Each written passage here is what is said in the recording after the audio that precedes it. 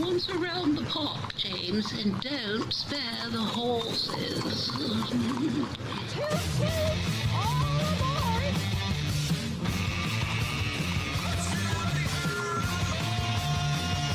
It's showtime.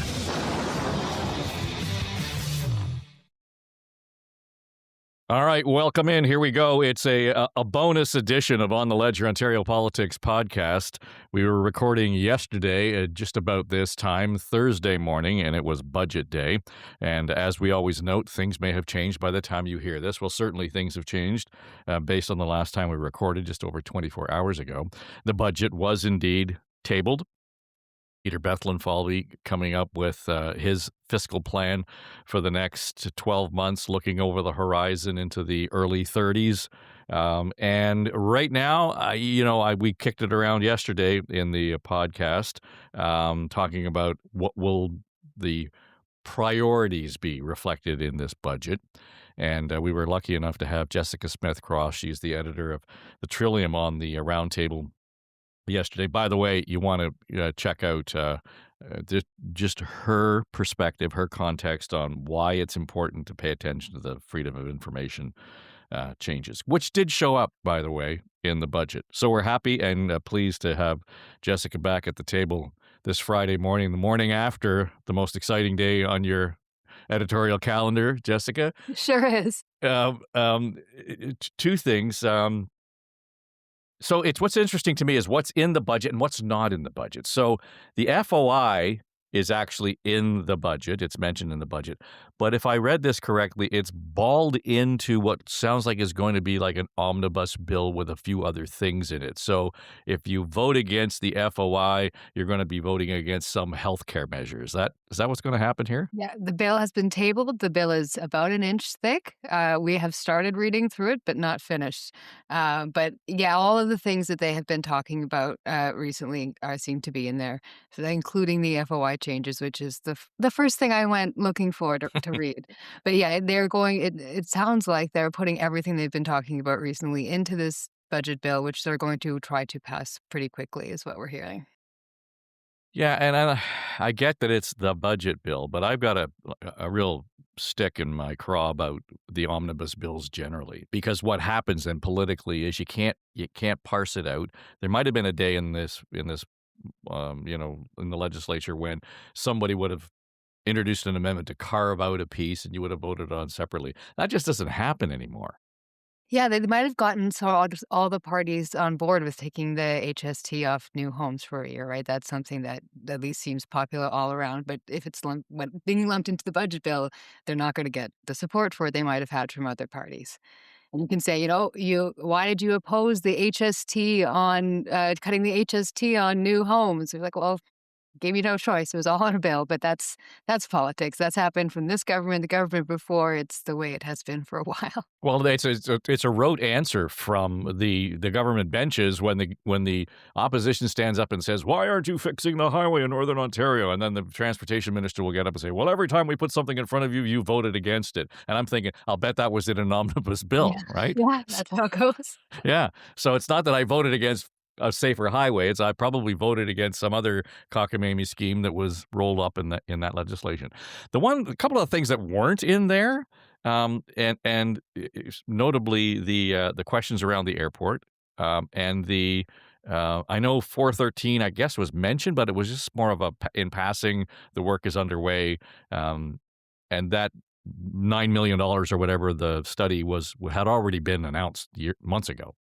No substantive updates there. It's going on. So it's the Bradford bypass work on the highway front. The one new thing they mentioned that there is going to be like in-field testing for the feasibility study for the 401 tunnel. So you might see some kind of engineers or construction folks around the highway sometime in the spring taking whatever kind of tests and measures they need to do to figure out how to tunnel under a highway.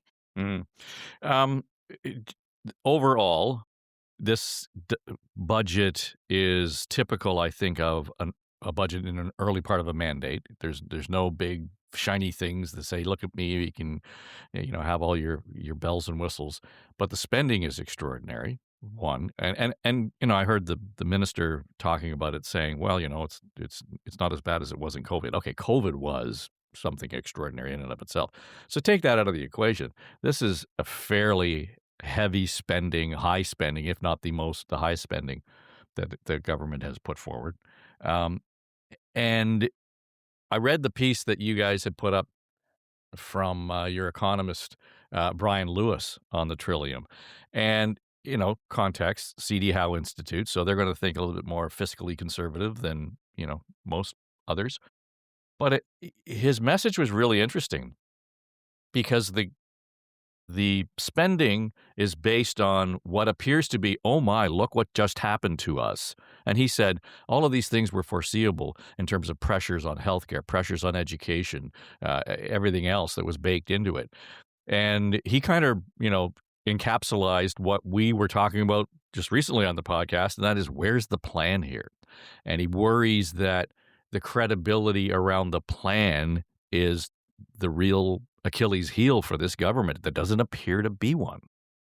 Yeah, he takes a look at the way that the government has released its budget over the last few years, and they're always saying that, okay, there is going to be a deficit this year and then a little smaller one next year, and we're going to sort of balance it 3 or 4 years out. And they've done that since we've come out of the pandemic, and they just keep moving those goalposts. So he sort of said, like, the pressures you need to spend, that people are getting older, that healthcare is getting more expensive.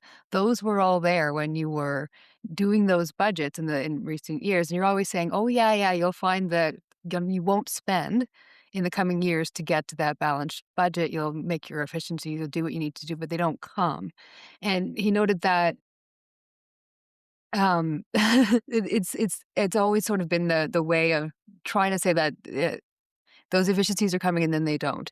And this year in particular, there was, a lot of fear about the impacts of the tariffs on, the Ontario's economy, and, it turned out that the economy outperformed what the fears had been. So the province actually had more money to work with than it thought it might, but it's still coming in with these deficits, and it's not because of the economy that the deficits are coming. It's because of the spending. Was sort of he would, on your show, do a better job of explaining it all than I am. But the gist that people know is that there's a spending issue there rather than just an economic. Well, one right now. if I read it, there was less strategy around the spending.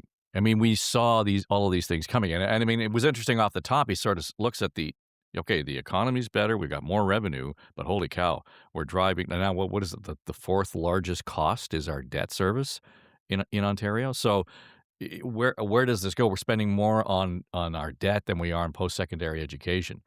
Those sorts of things come home to roost. And I know the finance minister, and I read Brian Lilly this morning saying, look, he just spent all this more money on education and healthcare. So when the people complain about, starving the system, they should think twice, because here's all the money that went into it. The fact of the matter is, and my question for the minister would have been, okay, we're spending in the neighborhood of $100 billion on healthcare.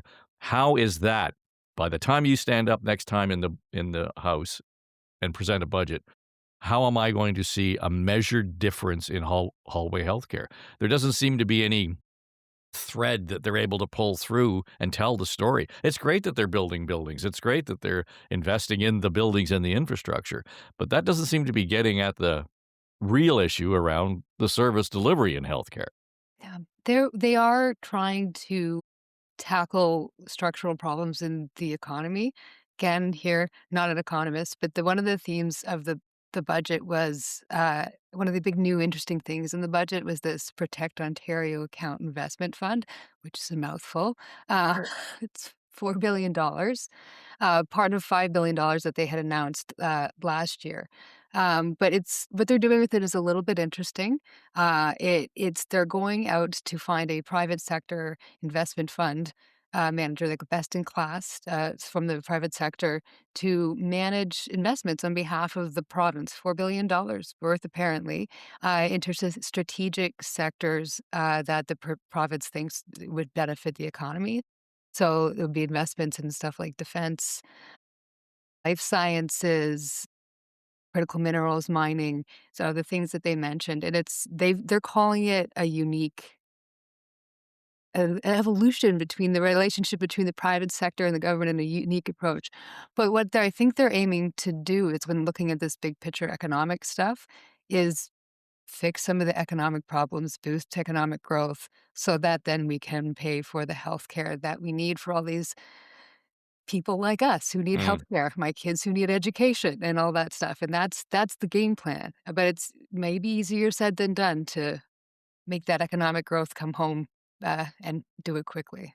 So is the intention of this investment fund then to take it and whatever um, gains we make from that is to invest it in very specific sectors, or how does that money get? I mean, we're into a procurement issue then, aren't we? So they, to be clear, they have not outlined things extremely clearly yet. They have gone out to privately approach potential. It's an open. It's a competitive procurement, but not an open one. They've gone to potential managers of this thing. They're going to find a partner. Then they're going to announce exactly how it's going to work. But from what they told us yesterday, $4 billion. The province is the smaller partner in this deal. The investment manager goes out and invests it into Ontario's economy in these sectors on behalf of the people in Ontario, per some kind of guardrails that the province is going to set up. We don't know exactly what they are yet. We asked the minister. He didn't say. He's like, yeah, there'll be guardrails. It sounds like there's going to be some kind of board. And the hope is that the investment is very good for the economy, and that if we're good for everybody, and maybe the province gets some returns. That hasn't been talked about or described, though. Yeah. So it's interesting to me when you look at that, and you mentioned that this $4 billion of this is part of a $5 billion package that was unveiled last year, and that was partly where they were bailing out Algoma, right? They were giving money for the tariff protection, um, but to me, again, back to your vague nature, and not your vague, but the vague details they gave you around the fund. Um, it was even more vague in terms of what they were going to do with the initial $5 billion last year, and it seems as though that kind of withered on the vine. Now, you may have a better insight into that, but okay, now we got $4 billion. What do we do with it? Seems to be the posture. Yeah, I mean, I don't blame them for this one, because at the time they didn't know what Trump was going to do next, right? Mm. So this was like, we're going to earmark this money for some kind of response to some kind of thing we can't see coming, and obviously you don't know what is coming from the U.S. president. So they did this deal with the federal government to do these loans for Algoma Steel. There were apparently other smaller arrangements that we don't know about yet that have been for that other. But For you that should first FOI billion. that. You should FOI that. I should. Just saying. Yeah. And that kind of record would not be off limits because of the change that they're making, but they might not give it to me anyways for other reasons. But I digress.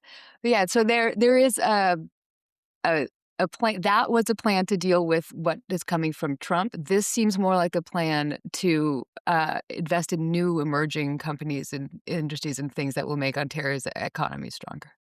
And based on what I'm hearing from the opposition, I think it's kind of comical where the NDP opposition is actually sounding more conservative than this conservative government in terms of what are you doing with tax cuts? What are you doing with all that kind of thing? You know, and they're not suggesting that they raise taxes.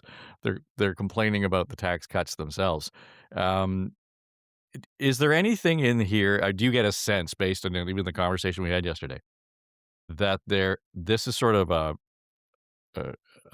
a fulcrum in terms of where this is going to go in terms of leverage over the government in its priorities and what we're going to see over the next 39 months, as John Wright pointed out? Is this any kind of road sign to what we should expect in the coming? I'm having a hard time seeing it, but you're closer to it than that. Is this one? I mean, they talked about the need to protect Ontario a lot of times in the budget. It's been the message that they've used since the last election. It does feel like in some ways it might almost be time to change that. All of the pressing issues with the United States and tariffs are not over yet. The USMCA or CUSMA issues are still coming, but it does look like they're in a bit of a holding pattern, sticking with what worked for them in the past and try to see what they're going to need to do depending on what comes at them next. Yeah. Well, what's the timeline then on the vote? Do you get a sense of that on the On the budget bill? budget bill, we've heard tell it might be very, very fast, pulling out all the stops to rush it through no committee, which they have done before. Well, keep in mind that they sat this week, they'll sit next week, then they're off a week, Right, then Easter. they're back 2 weeks, then they're off a week. So they're having to jam it all into a very short period of time just by design. Yeah, yeah. Um, and is there anything in there that, like, typically there will be something that, oh, look at this, and I know it'll be a couple of days even before people kind of get to it. But is there anything in there that sort of piqued your interest? Like, what's going on here? Because there usually is something. The one little thing, there's a Sky Dome bill, which I didn't know. There's some legislation that has to do with the Sky Dome that literally has the Sky Dome in its name because it's of that era. And apparently there's a provincially owned land that is currently used for some kind of parking around the Sky Dome, that they are going to pass legislation to allow it to be developed because it's prime land. As for how and why and what for, we do not know yet. So I'm Right. intrigued by that. Right. Well, and so that was there's that, what do they call it, a bus park lot? I guess it's just Yeah. south of the dome on Bremner. And if you just drive by, you probably don't even see it, given the way the fences are set up and everything else. But I gather it's a fairly large piece of property. Yeah. Well, the premier's had great grand designs for Toronto and their surrounding area. So I'm excited to see what he comes up with next for this one. Yeah. Well, if he digs a hole, he might have landfill to create the island to actually house the convention center. So that could be dual purpose there. Jessica, thanks for doing this and jumping in, and have a great weekend. You too. Take care. Hopefully spring arrives and you can get outside and enjoy it with your kids. So thanks. Sounds lovely. All right, that'll do it for us. Jessica Smith-Cross from the Trillium. I'm Dave Trafford, and this is On the Ledge, your Ontario Politics podcast.